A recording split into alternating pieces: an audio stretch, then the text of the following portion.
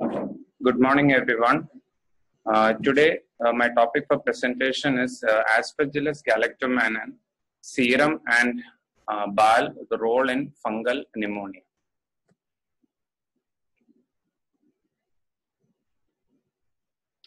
Aspergillus species causes life-threatening infection in immunocompromised patients. Who are the at-risk population? They are the patients who have undergone allogenic hematopoietic stem cell transplant, solid organ transplants, who have inherited or acquired immunodeficiencies, and patients on corticosteroid use. To give a brief about aspergillosis, the forms of disease. It causes invasive aspergillosis. There are chronic forms of aspergillosis and allergic forms of aspergillosis.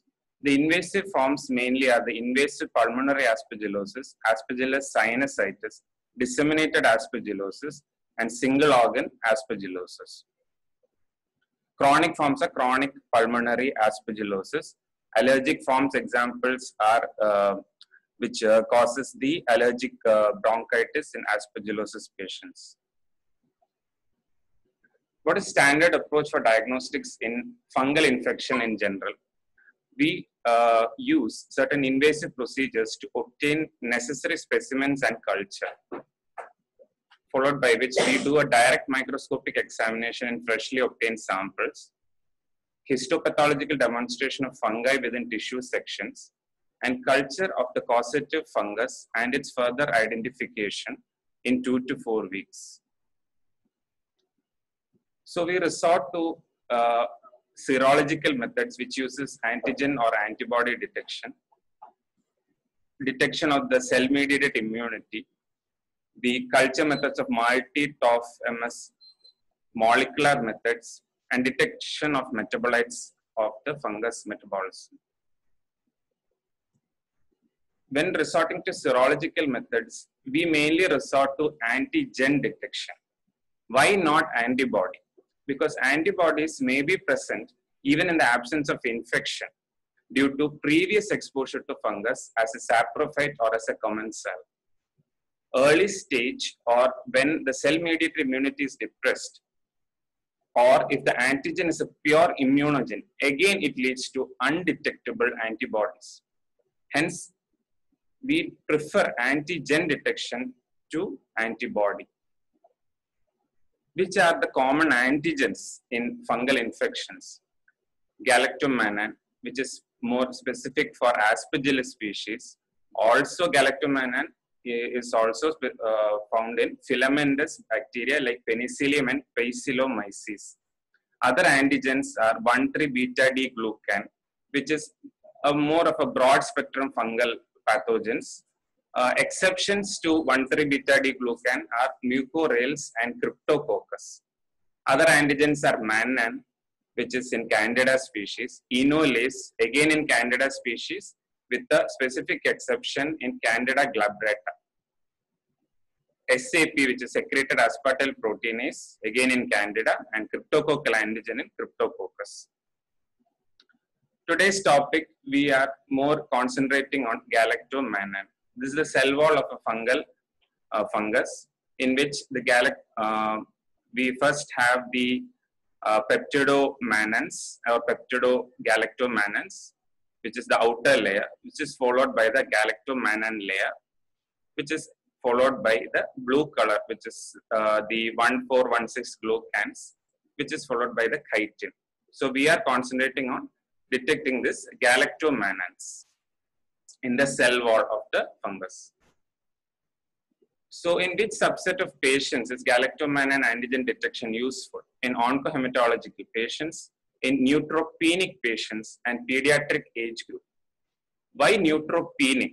Because neutrophils in general are able to clear the galactomannan by a process known as major basic protein. Major basic protein is normally secreted by eosinophils, which attract the neutrophils, and then the neutrophils clear the GM by normal dismutase enzyme or superoxide mechanism. Now we come to serum detecting galactomannan in serum and BAL. what are the guidelines suggesting? Serum and BAL galactomannan, they are an accurate marker in diagnosing invasive aspergillosis. When using serum galactomannan as a screening modality, it is generally not recommended in blood screening, especially when patient is receiving antifungal therapy. But BAL galactomannan is recommended in screening patients.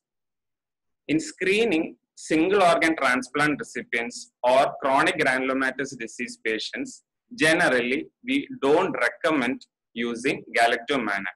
Reason being, single organ transplant patients are under normally immunosuppressive agents, and chronic granulomatous disease being a primary immunosuppressive disease, or sorry, immunodeficiency disease, again we cannot rely on the galactomannan.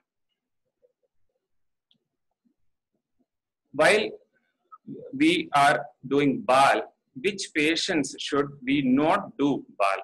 In severe hypoxemia, patient with bleeding manifestations, patient on platelet transfusions who are having refractory thrombocytopenia. The yield of BAL it is low in peripheral nodular lesions, wherein we prefer biopsy. Yield is 70% in consolidations as well as strain bud type lesions.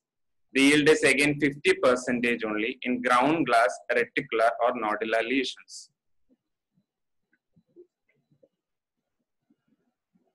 So when do we plan to do BAL in a patient?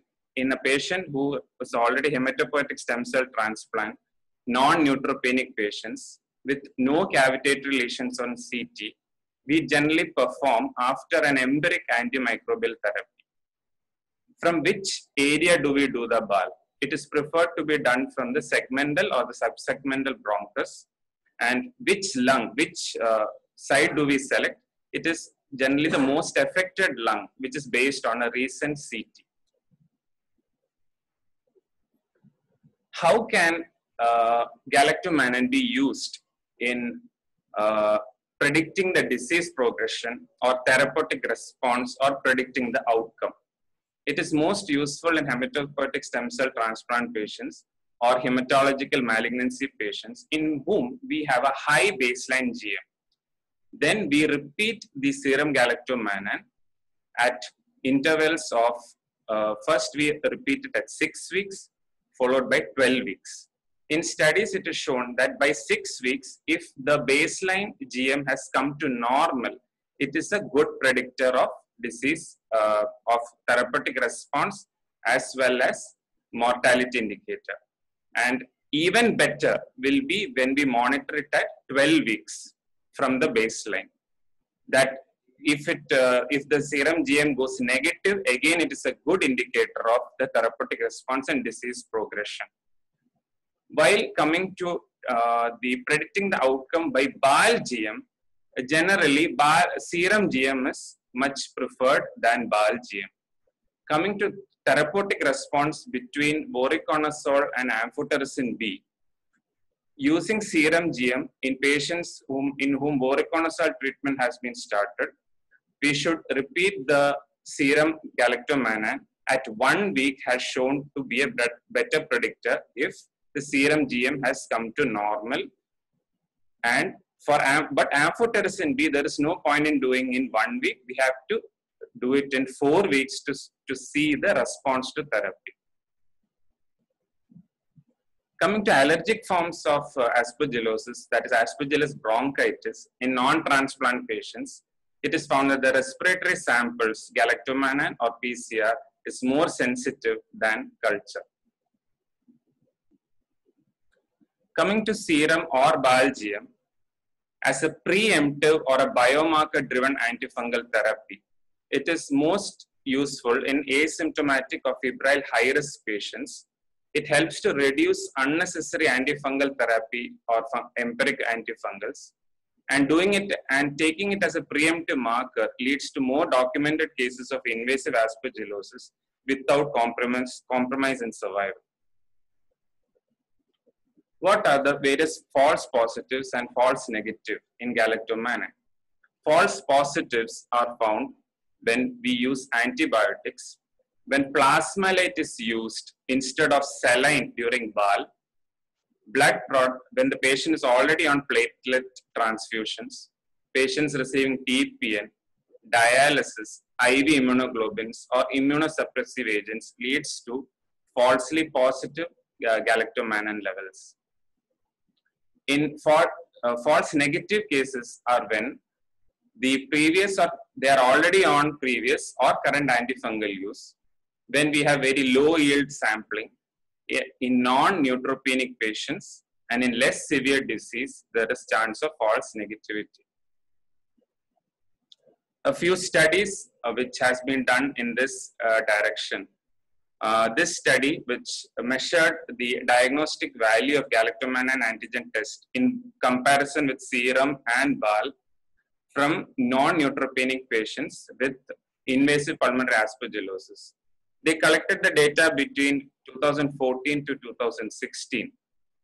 The aim was to compare the diagnostic value between BAL and serum and to determine the optimal BAL galactomannan cutoff value for the pulmonary aspergillosis. After the randomization, they found that they excluded about 8 where the final diagnosis was unclear. They had non-aspergillosis and invasive pulmonary aspergillosis, 37 patients with invasive disease. In proven was 26 and probable diagnosis was 11. Baseline characteristics of the patients were well matched. Coming to the rates of positive between aspergillus culture versus galactomannan. Here they found that among the patients, among 31 patients, sputum culture was positive in 9 and BAL culture was positive in 3 patients. P value was 0.05. But compared to galactomannan detection in serum, 14 out of 37 patients were positive. And in BAL, it was 28 out of 37 patients. So P value was 0.001, which is much more significant. Comparing the diagnostic efficacy between BAL and serum, when we see the optical density index, when they took greater than 1, here we can see that the sensitivity in BAL is much more higher than compared to the serum galactomannan, and specificity in BAL versus serum, it's almost comparable at 1 optical density. Here it was 95, it was 90.36. It's almost comparable.